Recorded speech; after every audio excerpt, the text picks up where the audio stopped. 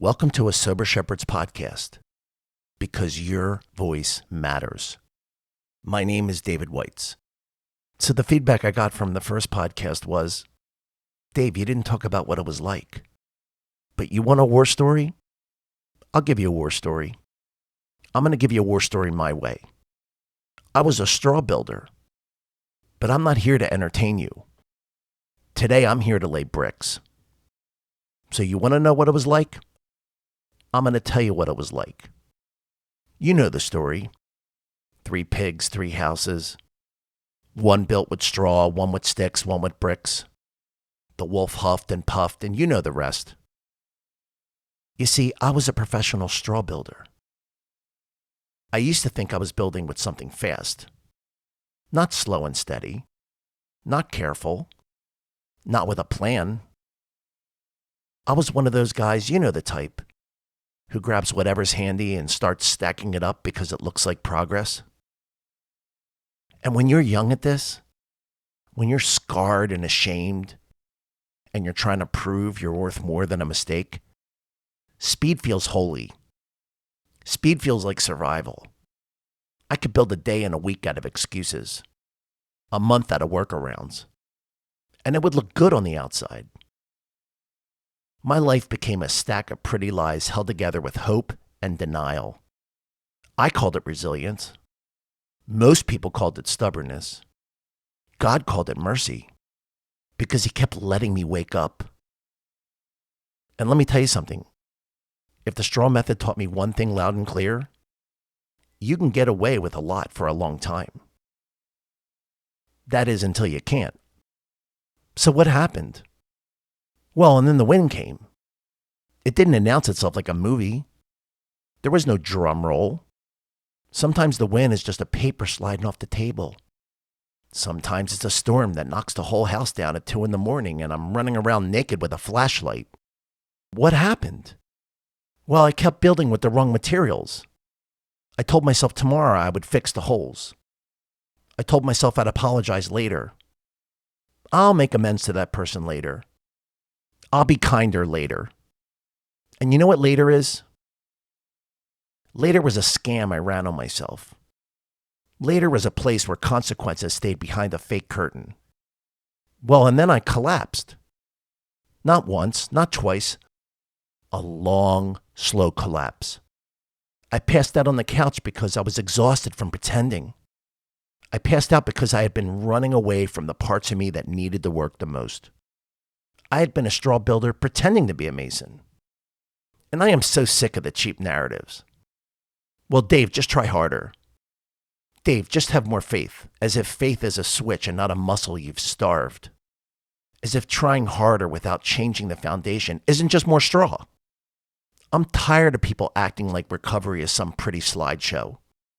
That's bullshit. You know what recovery is? It's bone deep, ugly work. It is 1,000 humiliating admissions.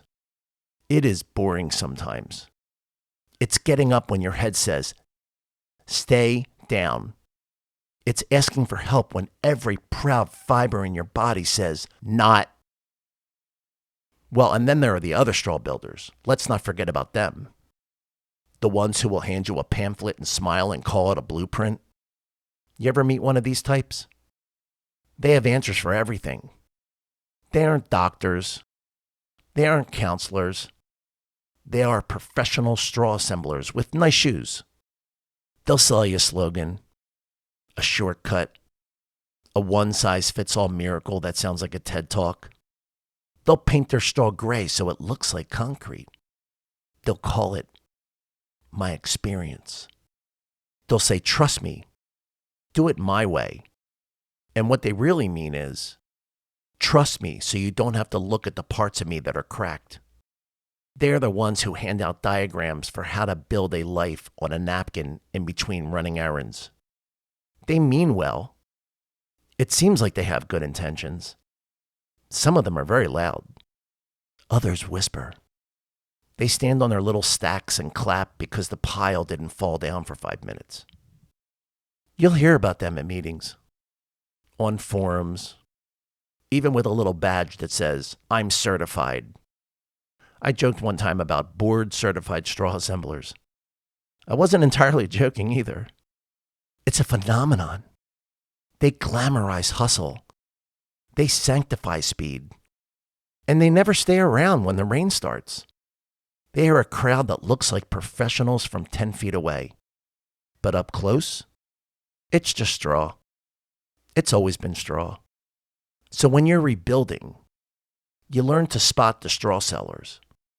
You learn to ask, does this feel like help or a performance? Does this make me feel smaller or stronger? Is this foundation carrying the weight or just an applause? Because when the straw shows itself, you don't need another lecture about mindset. What you need is a wheelbarrow and someone who knows how to lay mortar.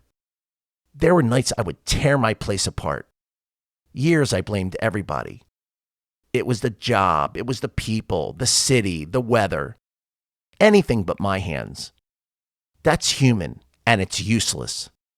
You can shout at the clouds until you're hoarse. But clouds don't hand you bricks. And we all fall on our faces. But falling is not the same as staying on the floor. Collapse can be the loudest, clearest form of grace because it shows you what was fake. The collapse made the blueprint honest because when the straw came apart, there was nowhere left to be clever. I only had one choice. Build like a bricklayer or keep shivering in ruins. And just like in the story, when the wolf blew my straw house down, I ran like a coward, like the coward that I had been most of my life. And I didn't know where else to go. So I ran into the next safest place, a house made out of sticks. I even met someone there. He was a stick builder, someone who had built with slightly stronger material than I had. It felt a little bit more stable, a little bit more secure. And when the big bad wolf of drug addiction and alcoholism came again, and he always comes again, that house collapsed too.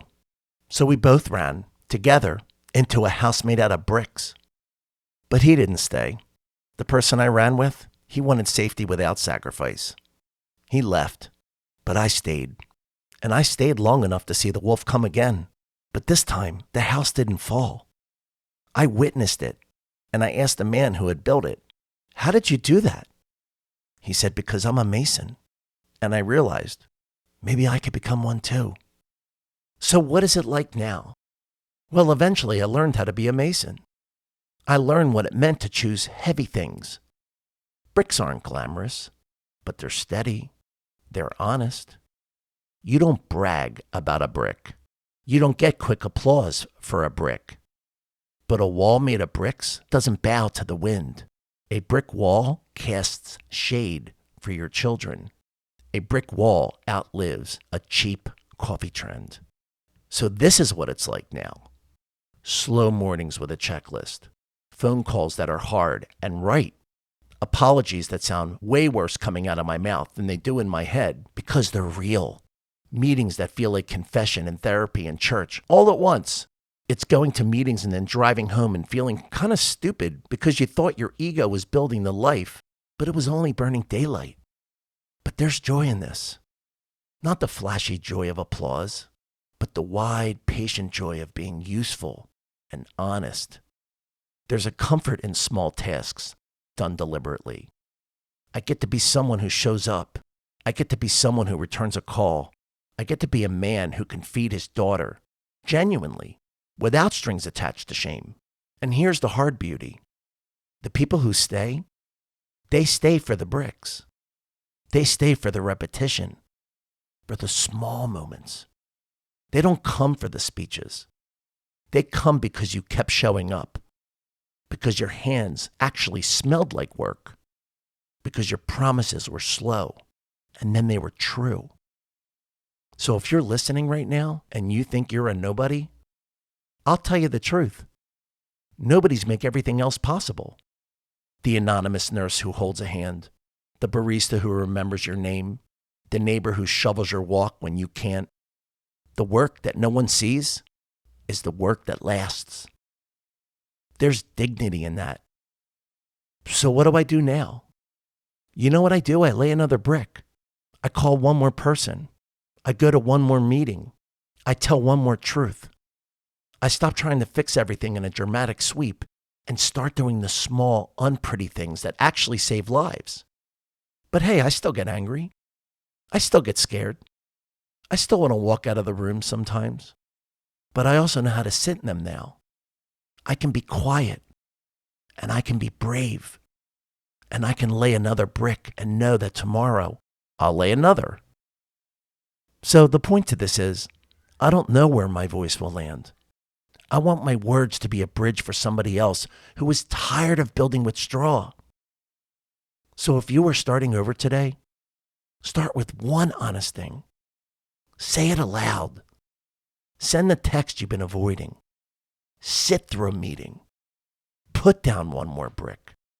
Not for glory, not for applause, but for the person you are trying to become. Because that's the whole point. You won't fold or blow away. You know why? Because you've got bricks under you now. And if you're choosing to stay, you'll learn how to lay a brick of your own. And then it's your job to wait by the window. Because one day, somebody's going to run into your house. Someone who's tried to make it with sticks or straw. And when they do, and they will come, tell them what the mason told you. You say, welcome. Grab a trowel. Let's start building. Because this is how recovery works. One bricklayer teaching the next.